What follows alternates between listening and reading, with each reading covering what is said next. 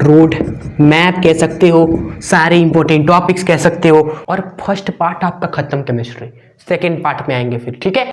तो hello students, स्वागत करते हैं आप सभी का हमारे आज की इस बहुत इंपॉर्टेंट स्पेशल वीडियो में क्लास 11 केमिस्ट्री की, ठीक है। और मेरा नाम Abhishek Gupta, graduation BSc mathematics college Banaras Hindu विश्वविद्यालय से। और हम इस चैनल पर क्लास 11 12 के लिए 3 सालों से लगातार मेहनत किया जा रहा है, आपके लिए बेस्ट कंटेंट प्रोवाइड किया जा रहा है, ठीक है।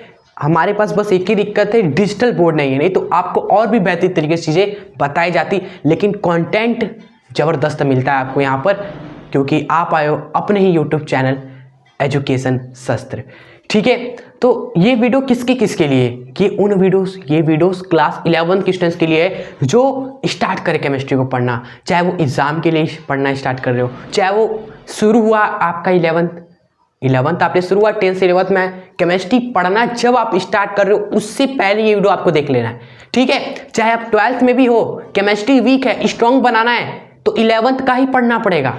तो समझ रहे हैं क्लास 11th वाले, अगर केमिस्ट्री को स्ट्रॉन्ग बनाना है तो बेसिक कहाँ है, 11th की केमिस्ट्री है। तो 11th में आपको अच्छे से ध्यान देना है ताकि आपको 12th में वीक ना लगे, केमिस्ट्री बहुत ही ईजी लगे। और साइंस है तो बहुत ही फन है भाई, साइंस है तो बहुत ही फन है, अगर आप अच्छे से समझेंगे, नहीं तो रटेंगे तो आपको लिए हर एक सब्जेक्ट हार्ड लगेगा, चाहे वो मैथ हो, फिजिक्स हो, केमिस्ट्री हो, कोई भी सब्जेक्ट हो, रटने से हार्ड लगता है, ठीक है। रटना तब होता है जब समझने वाली चीज़ें ना हो, और साइंस समझने वाला चीज़ है, ठीक है, ठीक है। आइए शुरू करते हैं इस वीडियो को, पूरा बात करेंगे, चाहे वो पार्ट 1 केमिस्ट्री का हो आपका 11th का, पार्ट 2 केमिस्ट्री हो आपका, हर एक पार्ट की बात करेंगे, हर एक चैप्टर की बात करेंगे, उसमें हर एक इंपॉर्टेंट टॉपिक्स की बात करेंगे, क्या क्या बनता है आपके पेपर में, बेसिक चीज़ें क्या है केमिस्ट्री में जो आपको पढ़नी है, ठीक है। आइए बात करते हैं, स्टार्ट करें इस वीडियो को शेयर कर दीजिए पहले तो उनके साथ जो आपके दोस्त मित्र आ रहे 11th में है,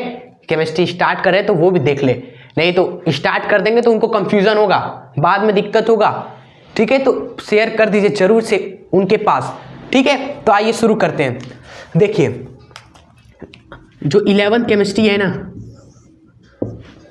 इसमें आप वीक रहोगे अगर आपने अच्छे से पढ़ा नहीं। 12th में अगर आप पहुंच गए हो तो आप 11 का 1 से लेकर 4 तक चैप्टर पढ़ लीजिए, ठीक है। और फर्स्ट पार्ट का सेकेंड पार्ट की बात करें स्टूडेंट्स, 12th वाले ध्यान से एक बार सुन ले, जो आपका फर्स्ट चैप्टर है भैया, फर्स्ट चैप्टर कार्बनिक रसायन, ये चैप्टर बहुत ज़्यादा इंपॉर्टेंट है 11th का, ठीक है। ये 12th वाले के लिए हमने बता दिया। अब इसके अंदर क्या क्या पढ़ना है वो हम अभी बता रहे हैं यहाँ पर। देखिए आपका सबसे पहला चैप्टर ये रसायन विज्ञान की कुछ मूलभूत अवधारणाएं, some basic concept of chemistry. भाई बेसिक कॉन्सेप्ट यानी बेसिक चीज़ें तो यही चैप्टर में बताई गई हैं आपको, क्लियर। क्या क्या चीज़ें हैं, पहले तो रासायनिक संयोजन के नियम आपको देखने, ठीक है, ये पेपर में भी आपके आते हैं और आपको जानना भी चाहिए।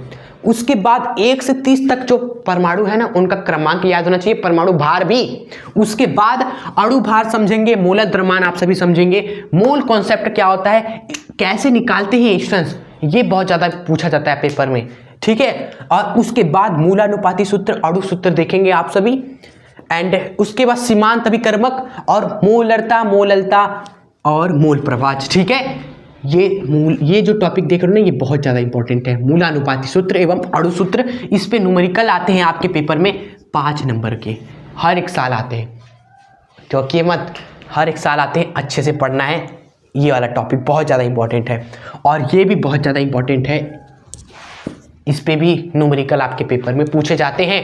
तो ये फर्स्ट चैप्टर हमने देखा क्या क्या पढ़ना है, अगर आपने इतना अच्छे से पढ़ लिया ना तो आप बढ़िए आगे चैप्टर की ओर। नेक्स्ट चैप्टर का क्या नाम है आपका, नेक्स्ट चैप्टर आप जानते हो ना, सिलेबस आपने नहीं देखा, कोई बात नहीं, सिलेबस भी आपको यहाँ पर एक तरीके से बताया जा रहा है कि चैप्टर कौन कौन से क्या क्या आपको पढ़ना है। देखिए नेक्स्ट चैप्टर है आपका चैप्टर नंबर 2। चलिए हम पहले लिख लेते हैं, नहीं तो आपका टाइम वेस्ट होगा। तो स्टूडेंट्स ये है आपका सेकेंड चैप्टर, परमाणु संरचना, क्लियर। तो देखते हैं इसमें क्या क्या हमें चीज़ें देखनी है, जरूर से एग्जाम में भी इन्हीं में से ही चीज़ें पूछी जाती है आपके पेपर में। क्लियर। तो सबसे पहले आप देखेंगे इलेक्ट्रॉन प्रोटॉन न्यूट्रॉन आखिर है क्या भाई। परमाणु सोचना है तो परमाणु में जो आपकी नाभिक होता है, एक नाभिक में प्रोटॉन होता है, न्यूट्रॉन होता है आपका। इलेक्ट्रॉन कहाँ होता है? नाभिक के चारों ओर अलग अलग कक्षाओं में चक्कर लगा रहा होता है, ठीक है। सबसे पहले कक्षा में आपके 2 इलेक्ट्रॉन होते हैं। तो आपको समझना है कि इलेक्ट्रॉन प्रोटॉन न्यूट्रॉन क्या है, ठीक है। किसी भी कक्षा में इलेक्ट्रॉन की संख्या 9th में क्या था? 2n² था। n का मान रखो, इलेक्ट्रॉन की संख्या मिलती रहेंगी। और परमाणु क्रमांक, ये सब आपने देखा है कहीं ना कहीं। परमाणु क्रमांक क्या होता है? ये होता है प्रोटॉन की संख्या। प्रोटॉन की संख्या, प्रोटॉन कितना है भैया, वो बताता है परमाणु क्रमांक। अगर 1 प्रोटॉन है तो परमाणु क्रमांक 1, 2 है तो 2, क्लियर। और एक आपने देखा होगा स्टूडेंट्स, परमाणु का द्रव्यमान, ये क्या होता है? ये नाभिक की में जो प्रोटॉन और न्यूट्रॉन है उनकी संख्या को जोड़ दीजिए तो आपको क्या मिल जाता है? परमाणु द्रव्यमान ही मिल जाता है। चीजें यही सब आपको बस बेसिक पहले समझ लेना है, ठीक है। चलिए इसको इरेज कर देते हैं। आप देखो, ये आपने पहले इस टॉपिक में आपको अच्छे से देख लेना है यहाँ पर। उसके बाद समस्थानिक संभारिक छोटा सा टॉपिक है, ये आपको देख लेना है उदाहरण के साथ। उसके बाद परमाणु मॉडल में स्टूडेंट्स रदरफोर्ड और बोर्ड का बहुत ज़्यादा इंपॉर्टेंट है, ठीक है। उसके बाद क्वांटम संख्या बहुत ज़्यादा इंपॉर्टेंट है। चारों प्रकार आपको पढ़ने क्वांटम संख्या के, कैसे निकाला जाता है क्वांटम संख्या, ये चलिए। क्वांटम संख्या कंफर्म आता है हर एक एग्जाम में, वेरी इंपॉर्टेंट है क्वांटम संख्या, ठीक है। चलिए उसके बाद क्या है? उसके बाद अब बाहु का सिद्धांत आप पढ़ेंगे। इलेक्ट्रॉनिक विन्यास कैसे लिखा जाता है किसी भी तत्व का, इलेक्ट्रॉनिक विन्यास, ठीक है। अच्छे से देखना है ये भी, नहीं तो 5-10 मिनट में बहुत लोग इलेक्ट्रॉनिक विन्यास आपको बताए होंगे यूट्यूब पर भी, लेकिन 5-10 मिनट का खेल नहीं है। इलेक्ट्रॉनिक विन्यास ऐसे सीखना है कि कभी भी हमें कोई वीडियो देखनी ना पड़े। 5-5 मिनट की 10-12 वीडियो देखने से अच्छा एक वीडियो आप देखिए और अच्छे से इलेक्ट्रॉनिक विन्यास कवर करिएगा, ठीक है। और टेंशन मत लीजिए, हम ये सारे टॉपिक कवर करेंगे अपने ही यूट्यूब चैनल पे। हमने फिजिक्स भी पूरा कवर किया क्लास 11th का, और हमने कहा था कि हम केमिस्ट्री पे भी जल्दी आएंगे, आ चुके हैं। चलिए उसके बाद आप देखेंगे पॉली का नियम, ठीक है, हुंड का नियम, उसके बाद प्लांक का क्वांटम सिद्धांत। ये सब बहुत ही ज़्यादा इंटरेस्टिंग टॉपिक है भाई। इसको रटना थोड़ी ना जाना है कि हर एक नियम रटना है, हर एक ये सिद्धांत रटना है भाई। क्वांटम संख्या, ये सब समझने वाली चीज़ें आप समझिएगा प्लीज़। हम भी जब कवर करेंगे ये सारे टॉपिक्स, ठीक है, आपको बहुत ही बेस्ट तरीके से समझाने वाले हैं। रटेंगे ना तो आपको बस लगेगा अच्छा ये है, रट लिया, पेपर में लिख लिया, लेकिन अंदर से वो रहेगा नहीं कि आप साइंस पढ़ रहे हो। आपको लगेगा कि आप आर्ट पढ़ रहे हो, वही सोशल विज्ञान की बस रट रहे हैं कि बाबर कब जन्मा, इतिहास वगैरह की तरह, ठीक है। ऐसा नहीं है, बहुत ही इंटरेस्टिंग है। चलिए तो स्टूडेंट्स यहाँ तक आप अच्छे से नोट कर लीजिए। हम बढ़ते हैं आगे के तीसरे चौथे बाकी चैप्टर्स को अच्छे से देखते हैं, ठीक है। क्या क्या उसमें है एग्जाम के लिए, हर एक टॉपिक आपको बताते हैं, इतना नोट कर लीजिए। हाँ तो आइए अब आगे देखते हैं 4th और 3, 4 ये चैप्टर देखते हैं, ठीक है। तो तीसरे चैप्टर का नाम है तत्वों का वर्गीकरण एवं गुणधर्म में आवर्तिता, ठीक है। यानी कि आप समझेंगे कि इतने सारे जो तत्व हैं अभी खोजे गए 118, तो उन सभी तत्वों को कैसे कैसे वर्गीकरण किया गया, ठीक है। पहले डाबी रायन आए, फिर न्यूलैंड आए, फिर मेंडलीफ आए, फिर आधुनिक आवर्त सारणी आई, मोजले ने जो दिया, ठीक है। ये आपने 10th में पढ़ा था कि नहीं, याद करो। दोबारा क्यों देख रहे हो? क्योंकि वो तो प्रोमो था, पिक्चर अभी बाकी है जो आप इस चैप्टर में देखोगे, पूरा देखेंगे अच्छे से, ठीक है। हम पूरा देखेंगे। आपको इंपॉर्टेंट क्या है, आपको क्या देखना है, डाबी रायन और न्यूलैंड तो आपने 10th में देखा ही होगा, देखा है ना। आप देखिए स्टूडेंट्स, ये देखिएगा मेंडलीफ का आवर्त सारणी, ठीक है, बढ़िया से एकदम यहाँ पर 11th में एकदम।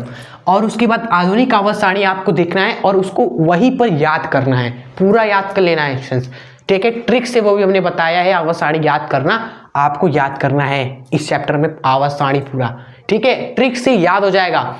ट्रिक याद कर लीजिए, ट्रिक देख लीजिए, हमारी वीडियो देख लीजिए, आपको सब क्लियर हो जाएगा, ठीक है। चलिए, उसके बाद है हमारा नेक्स्ट, तत्व की स्थिति निकालना। कोई भी तत्व आपके सामने दे दिया जाए, चाहे वो स्कैंडियम हो, चाहे वो जिंक हो, सोडियम हो, आप बता पाओ कि वो किस आवर्त का है, किस वर्ग का है, किस ब्लॉक का है, ये निकालना। ये सब सीख लेंगे हम सभी, जब चैप्टर पढ़ेंगे ना तो सब आराम आराम से सीख लिया जाएगा समझ कर, ठीक है। उसके बाद स्टूडेंट्स इंपॉर्टेंट है आयनन प्रभाव, परमाणु त्रिज्या एवं इलेक्ट्रॉन लब्धि इंथैल्पी और स्वेगुस्यात्मकता, ये सभी क्या होती है और इनकी आवर्तिता आपको देखनी है कि वर्ग में ऊपर से नीचे आते हैं, आवर्त में दाएं से बाएं जाते हैं तो घटता है कि बढ़ता है, और क्यों घटता बढ़ता है, ये सब हमें समझना है, ठीक है। तो ये सब हम समझेंगे आगे आने वाली वीडियोस में। चैप्टर जब आएगा तो हम ये सब एक एक करके हर एक टॉपिक क्लियर करेंगे आपका, ठीक है। चलिए, उसके बाद आप पढ़ जाएंगे चौथे चैप्टर में। यही सारी इंपॉर्टेंट चीजें थी, यही पूछा था आवर्त सारणी, मेंडलीव का आधुनिक आवर्त सारणी, विशेषता पूछ जाती है, ठीक है। नियम, आवर्त नियम पूछा जाता है बस, और आवर्त सारणी याद कर लोगे तो बहुत ही ज्यादा हेल्पफुल रहेगा आगे, बहुत इंपॉर्टेंट है आवर्त सारणी याद करना। बाकी ये सब जो है तत्व की स्थिति निकालना हम सीख लेंगे, ये सब भी आगे हम कवर कर देंगे। चौथे चैप्टर है जो कि हमारा नाम क्या है इसका, रासायनिक बंध एवं आणविक संरचना, ठीक है। तो नाम से ही पता चल रहा है हम पढ़ेंगे हर तरह के रासायनिक बंध के बारे में। हम देखेंगे अणु की संरचना कैसी होती है।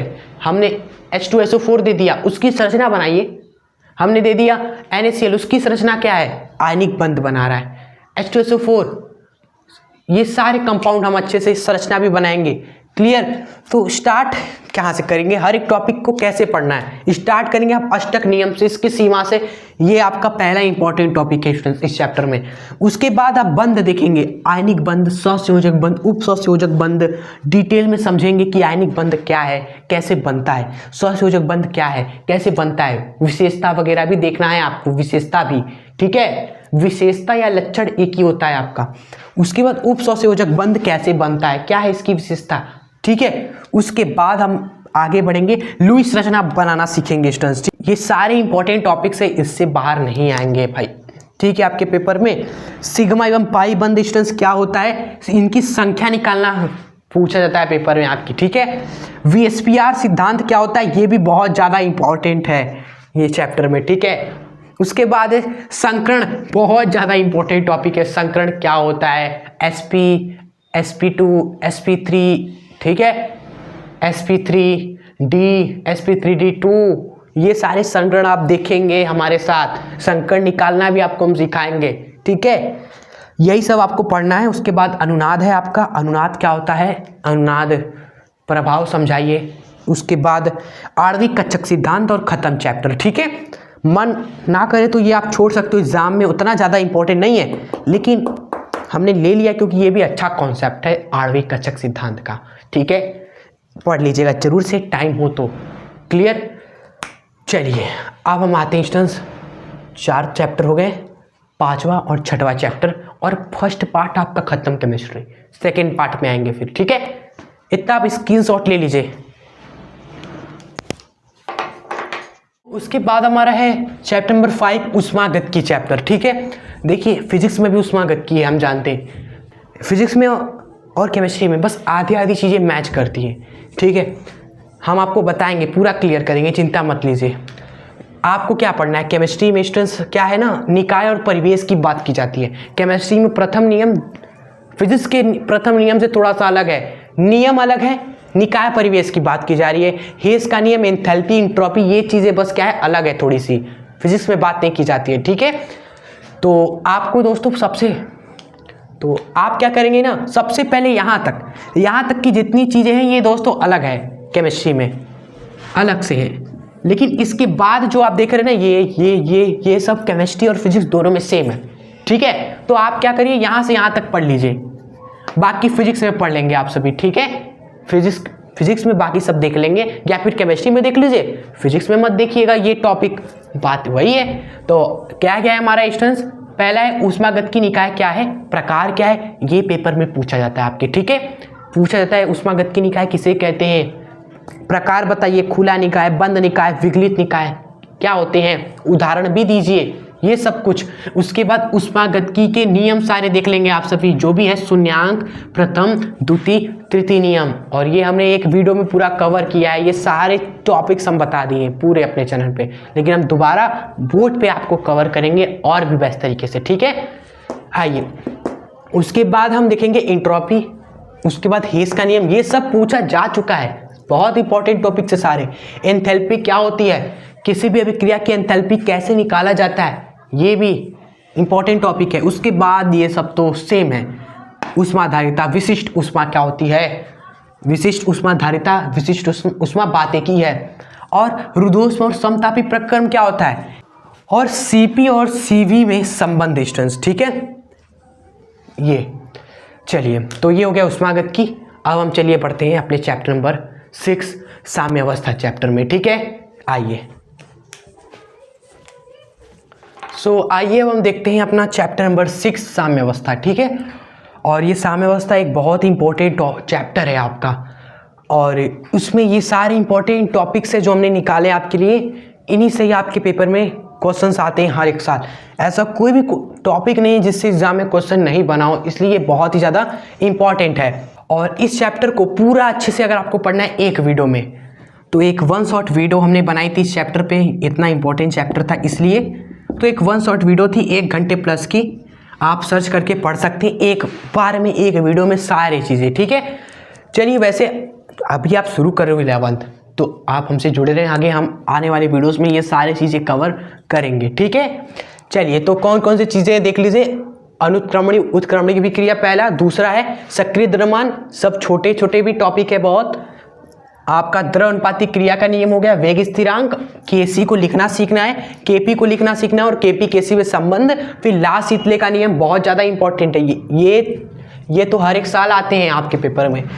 ऑस्टवेल तनुता का नियम, स्टूडेंट्स, लुईस अम्ल क्या होता है, लुईस क्षार क्या होता है, ठीक है। सम आयन प्रभाव, बफर विलयन, पीएच मान निकालना, स्टूडेंट्स ये इस पे न्यूमेरिकल आते हैं आपके पेपर में। और विलेयता गुणनफल, ये क्या होता है, इस पे भी दोस्तों न्यूमेरिकल छोटे छोटे बनते हैं, ठीक है। और ये केसी लिखना, केपी लिखना, ठीक है, इस पे भी छोटे छोटे न्यूमेरिकल बनते हैं। तो वो सब आपको देखना है इस चैप्टर में, जो कि हमने 1 शॉट में भी कराया था और आगे भी करवाएंगे। जब हम पूरा कवर करेंगे केमिस्ट्री आपका इस चैप्टर पे आएंगे ना, तो हो जाएगा, ठीक है। चलिए, तो ये हो गया आपका चैप्टर नंबर 6, आप स्क्रीनशॉट ले लीजिए। हम बढ़ते हैं नेक्स्ट चैप्टर की ओर, ठीक है। तो स्टूडेंट्स, अब आ गया हमारा 7 चैप्टर, अपचय योपचय अभिक्रिया, या फिर इसको रेडॉक्स अभिक्रिया भी बोलते हैं, क्योंकि अपचय योपचय का मतलब है अपचयन प्लस में उपचय, अपचयन प्लस उपचय, अपचय योपचय हो गया, ठीक है। रेडॉक्स अभिक्रिया जिसमें अपचयन भी होता है, ऑक्सीकरण भी होता है। क्लियर। तो सबसे पहले आपको इसमें समझना है ऑक्सीकरण किसे बोलते हैं, अपचयन किसे बोलते हैं, ये तो आपको आता ही होगा, पहले भी 10th में देखा है। उसके बाद तीसरा है आपका 2 के बाद तीसरा, चौथा आक्सीकारक पहचानना और अपचायक पहचानना। स्टूडेंट्स, ये आपके पेपर में आता है, रिएक्शन देगा और आपको पहचानना होगा कि स्टूडेंट्स आक्सीकारक कौन है, अपचायक कौन है, ऐसा सवाल बनता है आपके पेपर में, ठीक है। उसके बाद स्टूडेंट्स आपका आता है ऑक्सीकरण संख्या निकालना, ठीक है। ऑक्सीकरण संख्या ये एक नया कॉन्सेप्ट है, ऑक्सीकरण संख्या क्या है, कैसे निकालते हैं, ये स्टूडेंट्स आपको सीखना है इस चैप्टर में, ठीक है। चलिए, उसके बाद रेडॉक्स अभिक्रिया को संतुलित करना आपको सीखना है। रेडॉक्स अभिक्रिया आपको दे देगा जिसमें ऑक्सीकरण भी हो रहा है, अपचयन भी हो रहा है, वो संतुलित नहीं है, उसको संतुलित करना है। और आप ऐसे नहीं कर पाओगे, वो बहुत ही कठिन होता है। ऐसे नहीं कि वहाँ पे दो सोडियम है, यहाँ पर सोडियम के आगे 2 कर दो, ऐसे नहीं होगा। आप ट्राई करेंगे, नहीं होगा, बहुत ही दिक्कत होगा।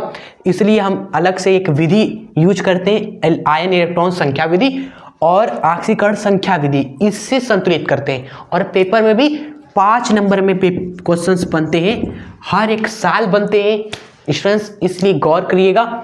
इंपॉर्टेंट, बहुत ज़्यादा इंपॉर्टेंट ये है इस चैप्टर में, ठीक है। इसको आपको जरूर पढ़ना है, और हमने भी कवर कर दिया है पहले भी। अगर आपको एग्जाम है तो आप देख सकते हो, वैसे शुरू कर रहे हैं अभी केमिस्ट्री, तो हम और भी बेस्ट तरीके से कवर करेंगे ये सब कुछ, ठीक है।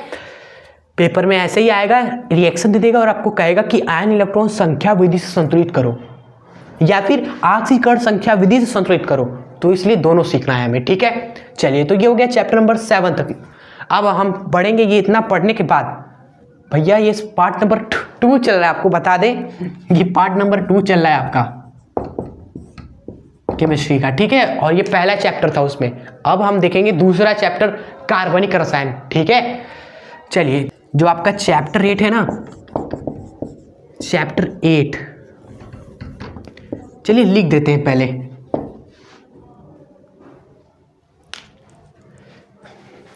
तो स्टूडेंट्स, ये हमारा लास्ट स्लाइड है, ठीक है। हमारी मेहनत का आखिरी हिस्सा जो हमने रिसर्च किया आपके लिए, सिर्फ लास्ट स्टेज पे हम इस केमिस्ट्री के रोड मैप वीडियो के, जिसमें हम देखने वाले 8 और 9 चैप्टर के मोस्ट इंपॉर्टेंट टॉपिक्स, ठीक है। बस इतना ही आप पढ़ लीजिए। पीछे की इतनी सारी चीज़ें हैं ना, उसको अच्छे से पढ़ते पढ़ते यहाँ तक आकर आप भी जरूर थक जाओगे, ठीक है। तो हमने एकदम सेलेक्ट करके इस चैप्टर के पूरे सेलेक्ट करके, इसके सेलेक्ट करके जो हर साल हर एक पेपर में दिखते हैं टॉपिक्स, ठीक है, वो हमने बस लिखती हैं, ठीक है। इसको आप पढ़ लीजिएगा एग्जाम से जाने से पहले, ठीक है। और 12th वाले भी स्टूडेंट्स केमिस्ट्री में ये जो चैप्टर है ना, ये आईपीसी नामकरण आप सीख लीजिएगा। आप ये सब कुछ अच्छे से हम समझ लीजिएगा, क्योंकि ये सब कुछ जाने से पहले आपको पता होने भी चाहिए, ठीक है। तो आइए देखते हैं कार्बनिक रसायन में क्या क्या है। कार्बनिक यौगिक के क्या गुण हैं। जैसे कार्बन जो होता है वो 4 संयोजकता होती है, पहला गुण, वो श्रृंखला ढेर सारी बनाता है। ये सारे गुण आप अच्छे से पढ़ लीजिएगा, ठीक है। उसके बाद वर्गीकरण, कार्बनिक यौगिक को डिवाइड किया गया है बहुत सारे, चक्री, अचक्री, एलिफैटिक, एरोमेटिक यौगिक, पूरा वर्गीकरण आपको समझना है, ठीक है, कैसे कैसे बांटा गया है, ठीक है। उसके बाद आईपीसी नामकरण, जो कि सबसे ज़्यादा इंपॉर्टेंट है इसमें स्टूडेंट्स, ये तो हर साल पूछा जाता है आईपीएसी नामकरण, ठीक है, कार्बनिक यौगिकों का आता ही हर साल। उसके बाद समावयता, समावयवता स्टूडेंट्स, ये भी बहुत ही ज़्यादा इंपॉर्टेंट टॉपिक है स्टूडेंट्स, इसको भी आपको मिस नहीं करना है, पढ़ना है जरूर। क्रियात्मक समूह भी मोस्ट इंपॉर्टेंट टॉपिक है। उसके बाद प्रेरिक प्रभाव, ये सब बहुत इंपॉर्टेंट टॉपिक है स्टूडेंट्स। छठवा जो आपका मेसोमेरिक प्रभाव है ना, देखो छठवा, फिर यहाँ 7वां लिख दिया मैंने, इसको करेक्ट कर देते हैं यहीं पर हम सभी।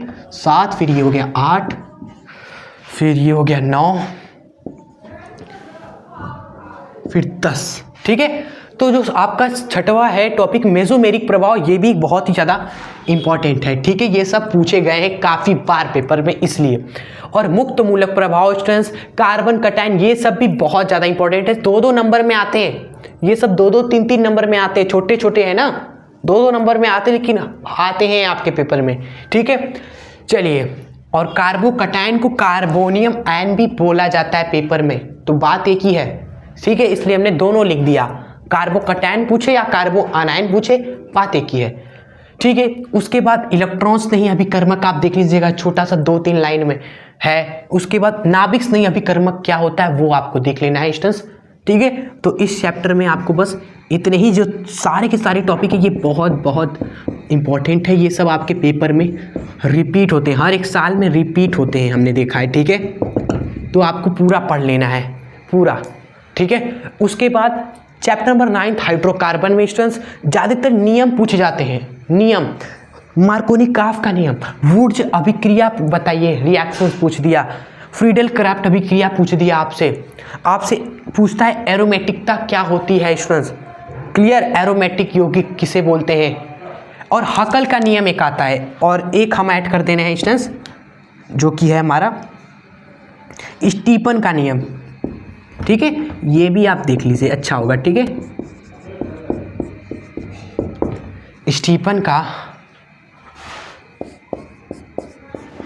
नियम, और एंड करिए भैया। ये है हमारा पूरा केमिस्ट्री का रोड मैप कह सकते हो, सारे इंपॉर्टेंट टॉपिक्स कह सकते हो, पूरा का पूरा सिलेबस कह सकते हो आप सभी की, जो केमिस्ट्री में हमें पढ़ना है। आप स्टार्ट करने से पहले आप ये वीडियो देखना जरूरी था, इससे आपका पूरा क्लियर हो गया होगा। इस पूरे टॉपिक्स का PDF हम आपको डिस्क्रिप्शन बॉक्स में दे देंगे, ठीक है। आप डाउनलोड करके रख लीजिए। ध्यान रखिएगा कि एग्ज़ाम से पहले हमें ये सारी चीज़ें पढ़ लेनी है, नोट्स बना लेनी है, ठीक है। और हम आपके साथ हैं, कोई भी दिक्कत होगा हम आपके लिए हमेशा यहाँ मौजूद है, ठीक है। कोई भी डाउट हो आप कमेंट में हमसे पूछ सकते हैं। चलिए तो स्टूडेंट्स इस वीडियो को यहीं पर एंड करते हैं। ये वीडियो आपके लिए कितनी हेल्पफुल रही, कितना आपके लिए हेल्पफुल रहा, आप कमेंट बॉक्स में ज़रूर बताइएगा। इतने मेहनत का फल आपके प्यारे कमेंट्स ज़रूर होते हैं, जो हमें पढ़ने पर बहुत ही अच्छा लगता है, मतलब कि बूस्ट हो जाते हैं, मतलब कि और अच्छा लगता है कि और भी आपके लिए इसी तरह महत्वपूर्ण वीडियोस लाते रहें, ठीक है। और चिंता मत करिएगा, हम ये पूरा A to Z कवर करेंगे इस चैनल पर। क्लियर? बस अपना प्यार सपोर्ट बनाए रखिएगा, क्योंकि यही हमारे लिए फ्यूल का काम करते हैं, जो हमें चलाने में मदद करते हैं, ठीक है। कंटिन्यू रहेंगे जब आपके प्यार और सपोर्ट हम पर बना रहेगा इस चैनल पर, ठीक है। बस आप क्या करें, इस वीडियो को लाइक करें, इस वीडियो को क्या नीचे कमेंट बॉक्स में बताएं कैसा लगा, और जुड़ जाए इस चैनल को सब्सक्राइब करके, और शेयर कर दें अपने दोस्त मित्रों को जो क्लास 11th में है, जिनके लिए वीडियो हेल्पफुल हो सकती है। आपके दोस्तों, मित्र हो, यार हो, कोई भी हो, शेयर कर दीजिए। आप जानते भी नहीं लेकिन वो 11th का है, हेल्प कर दीजिए। हेल्प करने में कुछ नहीं जाता भाई, ठीक है। अभी हम स्टूडेंट लाइफ में हैं, आप सभी लोग, आपके पास फाइनेंस नहीं, पैसे नहीं कि आप जाके किसी को मदद करो। आपको भगवान ने हाथ दिया है ना, उससे मदद करिए सबको, ठीक है। इतना तो कर ही सकते हैं ना। आप दूसरों की मदद करिए, भगवान आपकी मदद करेगा, ये हमेशा याद रखिएगा। हम आपकी हेल्प कर रहे हैं, कहीं ना कहीं हमें भी कभी ज़रूरत होगा तो हमें हेल्प मिलेगी, ठीक है। तो रहिए, सीखते रहिए और आगे बढ़ते रहिए, ठीक। जय हिंद, वंदे मातरम। और PDF आप डाउनलोड कर लीजिएगा नीचे से, ठीक है, डिस्क्रिप्शन बॉक्स में है।